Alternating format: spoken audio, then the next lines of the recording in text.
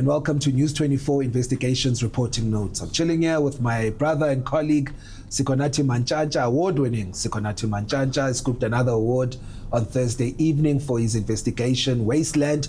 Today, however, we'll be chatting about his story that came out on Monday, Hunted, about the killing of former Ekurhuleni Chief Auditor Mafole. Now, Mr. Mantshantsha, please take us into the latest of the story.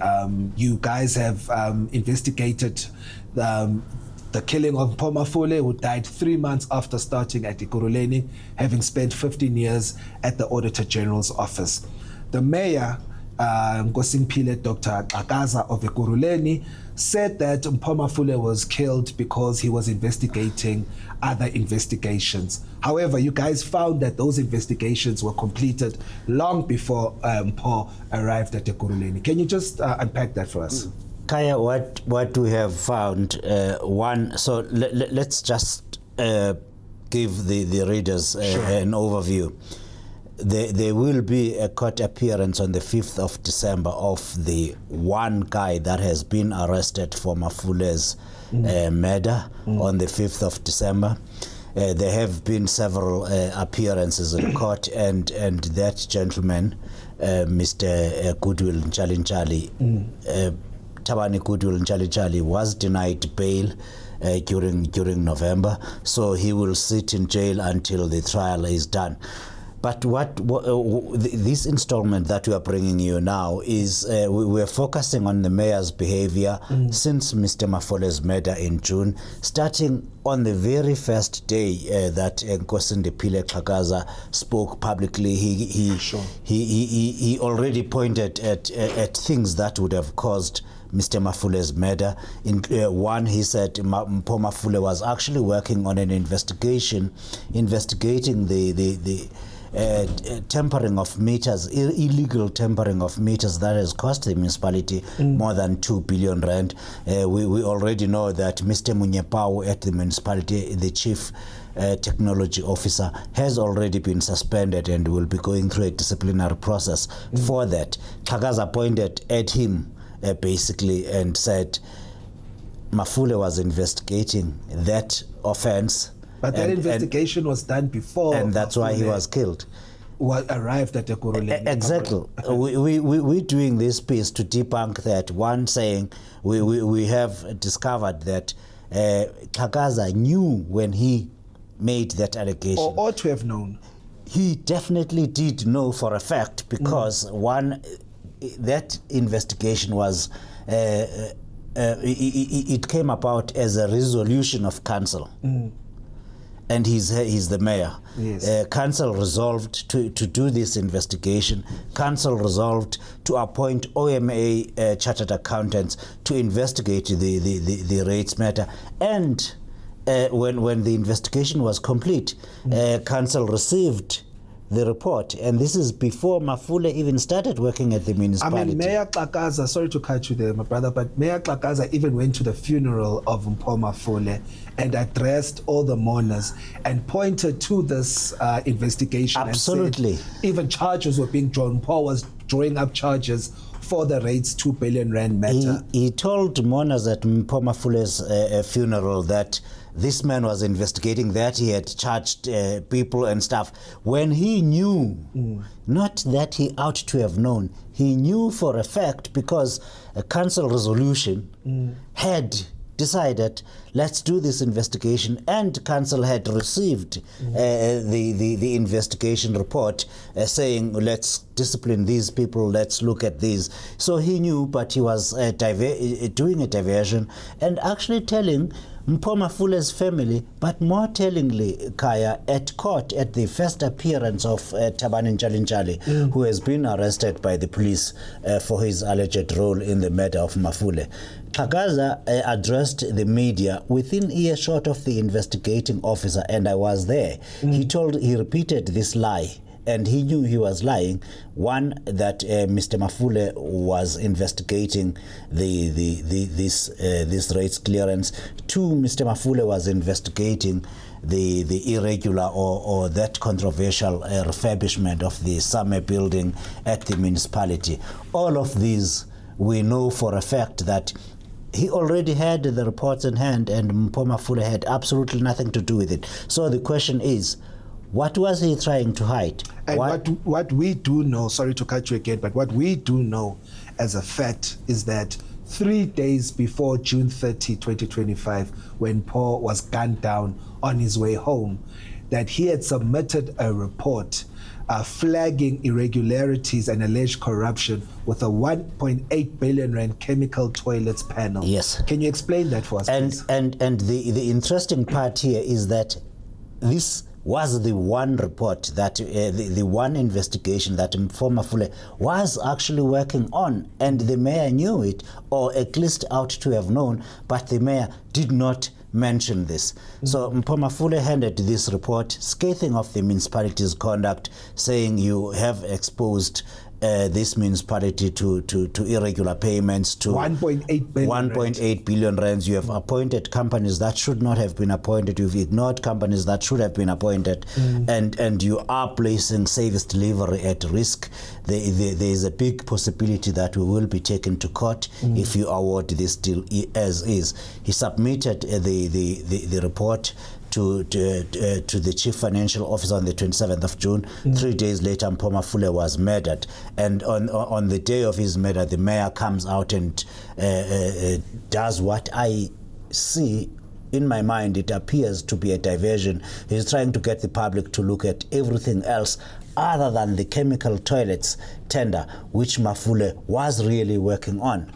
And you had worked at Ekurhuleni for 3 months, started 1st of April 2025, and was killed on the 30th of June. Let's unpack the hitman, Unchali. We know that he's facing another murder case and was released on bail on that murder case. Can you explain a bit about the hitman and his involvement, alleged involvement in the killing of For legal reasons, Thabani Nchali is the alleged assassin. He has not yet been found guilty of murdering Mafole, but he was arrested on the 20th of July 2025, which was 20 days after the murder, and by that time he already was out on bail for a murder that happened in September 2023 of Bongani Mfihlo, who was a DJ, killed at a club, where again we will deliver another story on that particular murder. There are quite a few things that we cannot at this point talk about. But Thabani Nchali, the South African Police Service have him on security footage, stalking and following Mr. Mafole the whole day until that evening where he was murdered. In the car that Thabani Nchali was traveling in, as they were following Mafole throughout the day, there were other people who the police allege helped Thabani Nchali kill Mafole. So he remains in jail. The case continues on the 5th of December, which let's repeat this hit on Mafole, the case has been linked to that of Bongani Mfihlo in 2023 and handled by the South African Police Service's Serious and Violent Crimes Unit in Gauteng. Both cases are running concurrently in court, and we are waiting to see. But we are particularly interested in the mayor's behavior since the murder of Mafole, where the mayor keeps giving us alibi or reasons why Mafole was murdered. Other than the one reason that Mafole was actually working on, the mayor has not once mentioned this. Of course, we did ask him, Mr. Mayor, are you actually accusing other people of murdering Mafole? Are you actually diverting the public's attention and the investigators' attention away from what appears to be the real motive? the mayor responded through the spokesperson of the municipality and said the mayor has not made any allegation against anyone. He just stated that Mafole was working on certain things. And we are, by the way, not talking, this is the mayor through the spokesperson. We are not at liberty to be discussing these things. There is well, I mean, he was at liberty to mention those things at the funeral, at the first court appearance of Thabani Njali. But when you ask these questions, all of a sudden it's no, we are not talking about it anymore. He suddenly realized the matter is sub judice and actually he should not be getting involved. Way after doing everything that he could to influence the direction of the investigation, and I submit away from the real facts, from the real issues that Mafole was concerned about when he was murdered. Mafole is not a name. It's not just a name. He was a human being. He had a family, and we understand that he had paid lobola for his fiancée. Can you share what future Mafole was looking forward to before he was gunned down? Kaya, Mafole was the only child of his parents, who are now both retired teachers. So they have now lost their only child and will never have another child again. That's the starting point. And beyond that, he was a dedicated professional who worked for the Auditor General's office for 15 years. More importantly, in December 2024, he paid lobola for his fiancée, and the wedding would have been happening within the next 3 weeks. In December, he was preparing to marry, have a huge celebration, a union with his longtime partner who would have been his wife now. Yes, in December this year. Within the next 3 weeks, during December 2025, Mafole and his fiancée, who shall remain nameless, would have been getting married. They already have paid lobola. So this was a young man who had a plan, who was living life, and who had ambition, and who had family. He's a father of 3 already, not with that same lady. He's a father of 3. He's the father of teenage son and daughters. They have now all been robbed of their father and indeed a husband. Which is why your investigation with our colleague Jeff Wicks is important. Hunted is the name of the investigation. It's a series that my colleagues Sikonathi Mantshantsha and Jeff Wicks will continue to follow and unpack and expose the real reasons why Mafole, Chief Auditor at Ekurhuleni Metropolitan Municipality, was killed. My name is Kaya Koko. Please subscribe to News 24, and thank you to all the subscribers who do subscribe on our platform. You pay for our journalism. Thank you very much.